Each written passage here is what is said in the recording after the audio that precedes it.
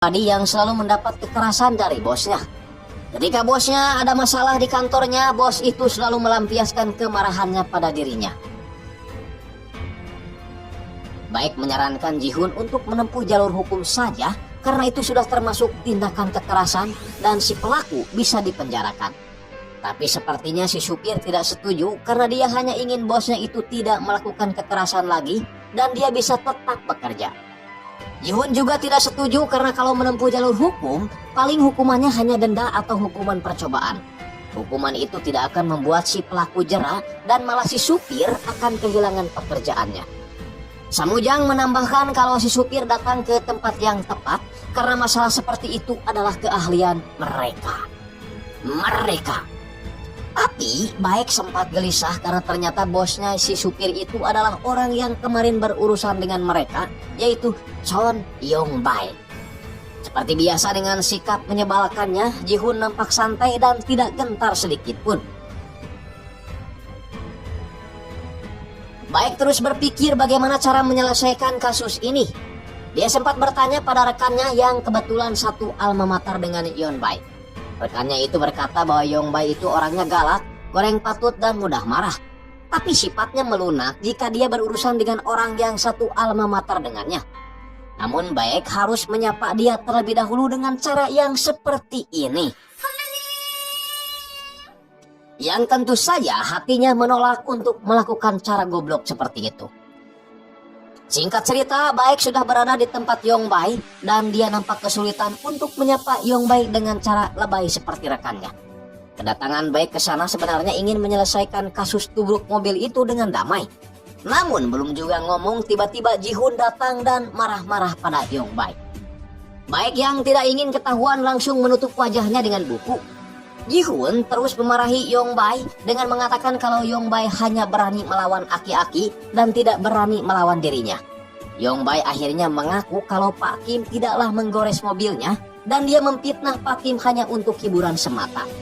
Mendengar hal itu Baek langsung naik darah dan melupakan kalau mereka dari satu sekolah yang sama.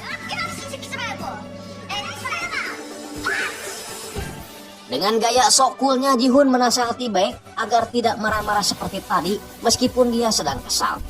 Ji-hun mengetes Baek dengan akan mengambil alih kasus tubruk mobil itu dari Baek. Tapi Baek malah menolak dan akan menyelesaikannya sendiri.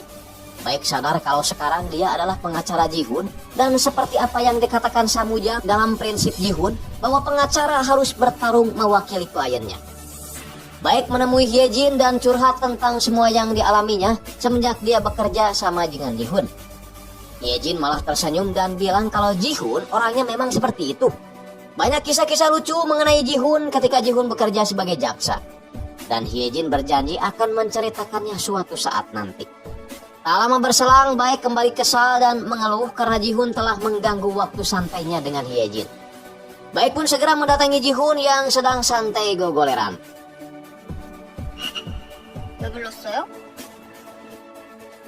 Di scene kali ini Ji-hun menunjukkan sikap serius sambil memberikan arahan bagi Baek. Setiap pengacara mempunyai beda-beda cara dalam menyelesaikan pekerjaannya.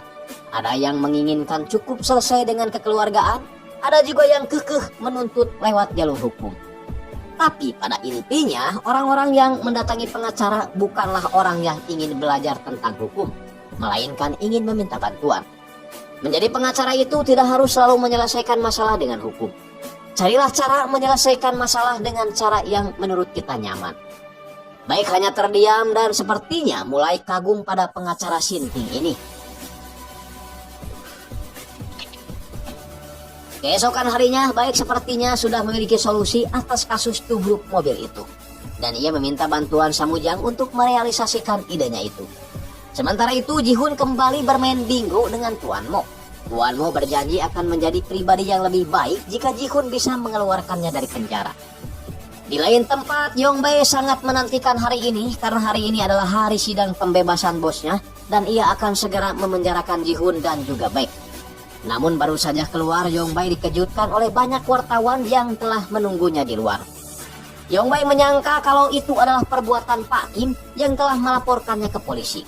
Namun ternyata pas nonton televisi, nama Yongbei viral karena kebaikannya memaafkan tukang parkir yang telah menggores mobilnya. Mau tidak mau, Yongbei harus menjadi orang baik untuk sementara waktu. Ternyata ide